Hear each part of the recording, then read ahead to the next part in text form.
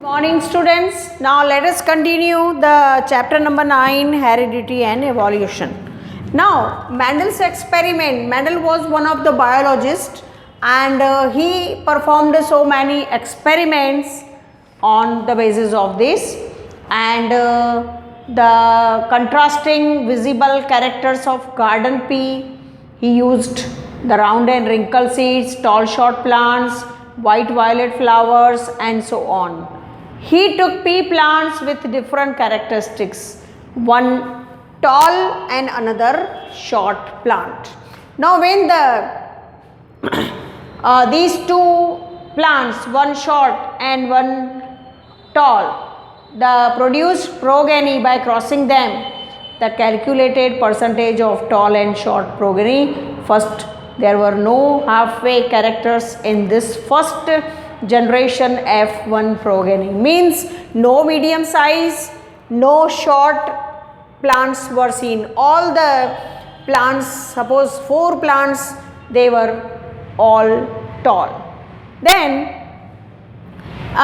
this self pollination occur between all these tall plants, then out of them 3 were tall and 1 was short, means about 75% plants were tall and only 25% were short, and that is in 3:1. 3:1 the plants were seen. No medium size, no short in first generation, and we call it here, this is the F1 generation and this is F2. First generation, this is second generation, and these characters were seen.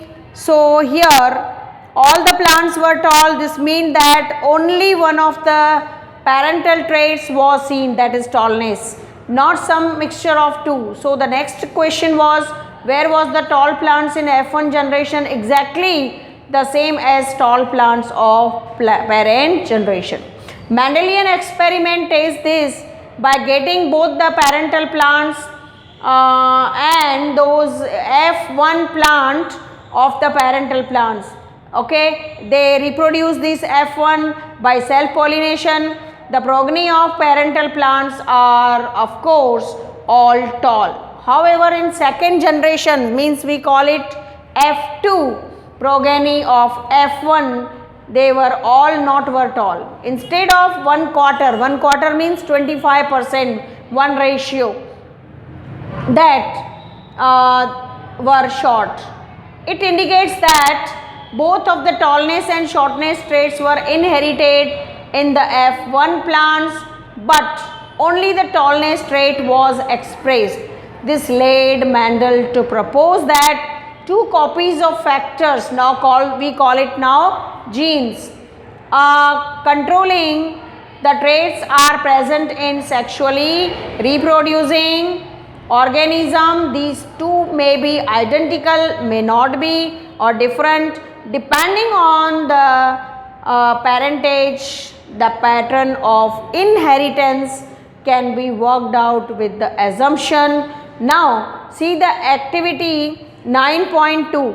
Now here if you see this figure 9.3 on page number 144, what experiment would you do to confirm that the F2 generation did in fact have 1:2:1 ratio of TT, capital TT, then capital T and small t, then the small t and small t, this T capital for tall and small t that used for the short trait, and that trait combination.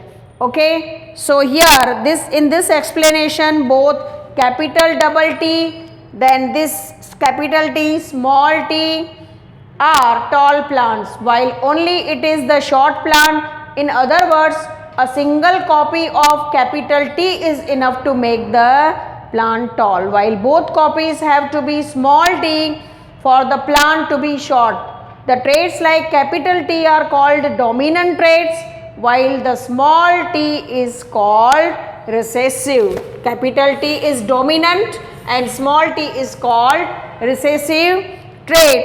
and work out with this, and okay, then we will discuss about the next lecture.